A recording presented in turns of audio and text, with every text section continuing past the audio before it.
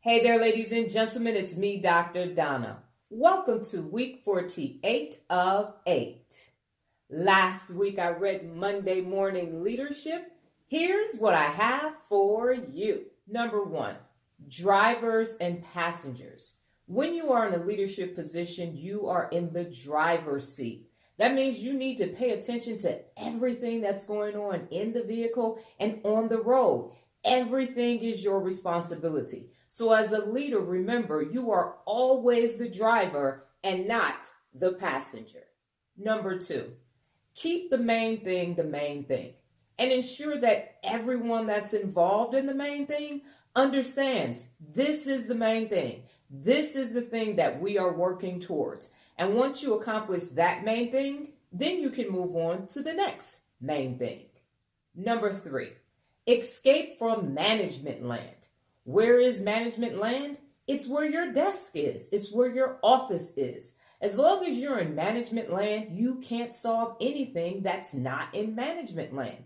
What you need to have is boots on the ground, face-to-face interactions where you are in the heat of battle, where you are in the thick of things. You can't manage from your desk. You cannot manage or lead from management land. You got to get down there with the troops. Know what I'm saying? Number 4, the do right rule. I like to refer to this as the hard right over the easy wrong.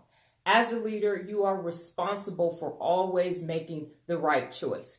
And quite often, the right choice is the hard choice, which is why most people in leadership positions don't do the right thing. They don't follow that rule. But when you are focused on becoming the best and when you are a real leader, you have to do the right thing. And that's always the hard right over the easy wrong. Got it? Good. Number 5, hire tough. When I worked in corporate America, the slogan was hire slow and fire fast. You want to make the time to hire the right people. You want to attract the right talent for your organization, and that takes time. There were several times in my corporate years where I actually had to do physical work on the floor because of terminations and the hiring process. And so whether it was hot or cold, I was out there picking bags. I was out there loading trucks because I needed to ensure that the right people were in the right positions, and again, for the right reasons. And they also talk about that in Good to Great, getting the right people on the bus and getting the wrong people off of the bus. So hire tough. Got it? Good. Number 6, do less or work faster. What that means is that you streamline all of your routine processes, you continuously update your standing operating procedures, and you ensure that you are eliminating and minimizing distractions throughout the work day. Number 7, fill the buckets. We even read a book about how full is your bucket.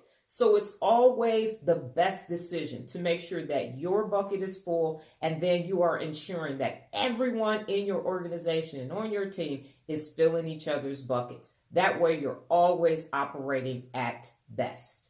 Number 8, live in the learning zone. And guess where the learning zone isn't? It isn't in management land. You're going to have to get out of your comfort zone. You're going to need to read nonfiction information on the daily basis. You're going to have to do what I put in my book twice because I was not good at this before. Listen to people. And you're going to have to understand that after listening to people, you need to take action. Giving back is also living in the learning zone. When you have information and you don't give it to other people, then you aren't being of service and they can't become their best. Also, setting goals. Goals are important because everyone needs to understand where we're headed and why are we headed there. And then finally, and most importantly, stay positive. And I'm not talking about this fake positivity. Oh, it's positive, it's positive. No, it has to be real, genuine positivity. Got it? Good.